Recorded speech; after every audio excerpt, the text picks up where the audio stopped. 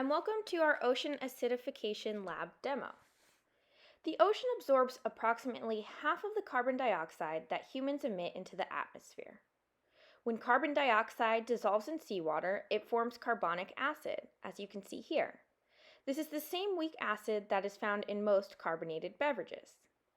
Seawater is slightly basic with an average pH range of 8.0 to 8.3. As carbonic acid ions in seawater increase, the acidity of the seawater increases also. The increase in carbonic acid and corresponding decrease in seawater pH is collectively called ocean acidification. Marine organisms that have structures made up of calcium carbonate are especially vulnerable to the effects of ocean acidification. Corals, mollusks, and some plankton groups are examples of marine animals that are influenced by the decline in ocean pH. These organisms all have structures that are made of calcium carbonate. Calcium carbonate dissolves easily in an acidic environment. As the pH of the water decreases, it becomes increasingly difficult for organisms to make their calcium carbonate structures. The process of making these structures becomes slower and requires more energy from the organism to perform. The result is thinner, structurally weaker organisms. Let's take a look at what that looks like in our lab.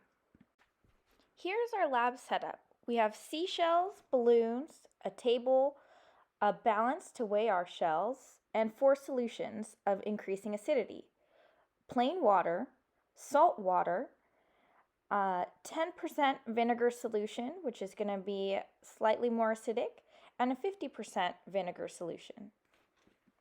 We'll rinse each of our shells in water and then pat them dry. We'll then place the shells on our balance and take their mass. We want to make sure our balance is tiered. So there it is with 0. Grab the dry shells, place them on the balance, and we have, looks like 2 grams. So we'll record this in our table, making sure we're in the right column. We place the shells in the appropriate solution. These ones were water. We'll take our next set of shells, rinse them off. I have a little bit of a larger shell in this one. We'll use what we have, but as long as we have our masses, we should be able to see a percent change if there is one. Looks like there are 10 grams worth of shells here. It actually settled at 9, so we'll record 9 in the appropriate column.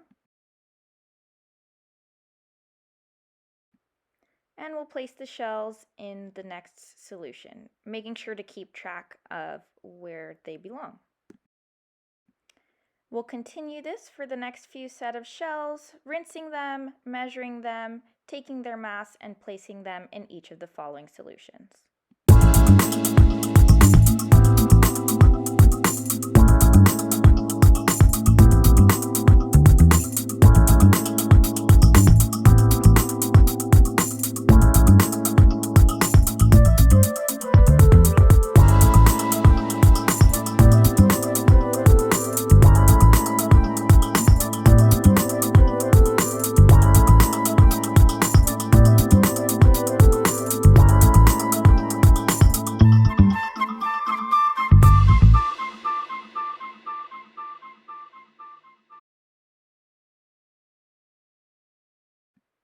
We'll then take each solution, place a balloon on the lid, which is easier said than done sometimes.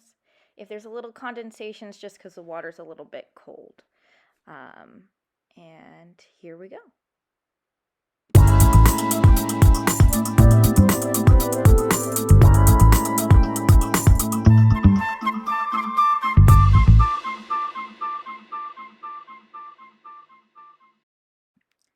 And that's our setup. We'll let these sit overnight and see what happens.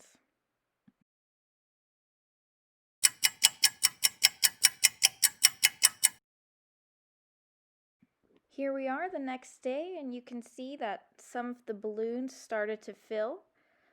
Filled with some carbon dioxide, and it looks like as The acidity has increased, so too has the production of carbon dioxide. We'll measure out our shells after we've dried them.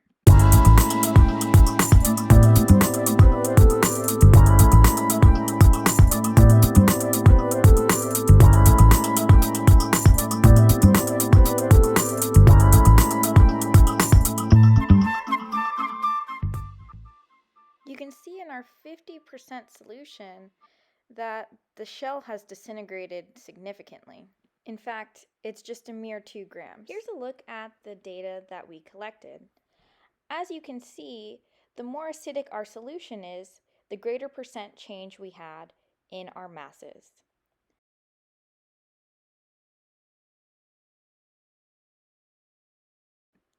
Here's a look at ocean acidification over time. As more carbon dioxide from pollution is dissolved into the ocean, there's an increase in the production of carbonic acid. Here is what we have seen over the last 150 years. Our ocean chemistry is changing. Over 150 years ago, the average ocean pH was 8.2. The current average is 8.1. It doesn't seem like much of a change, but if you remember, the pH scale is a logarithmic one. A 0.1 change in pH indicates a 30% increase in acid. You can imagine, if this continues over time, how this might be detrimental to the biodiversity of our oceans.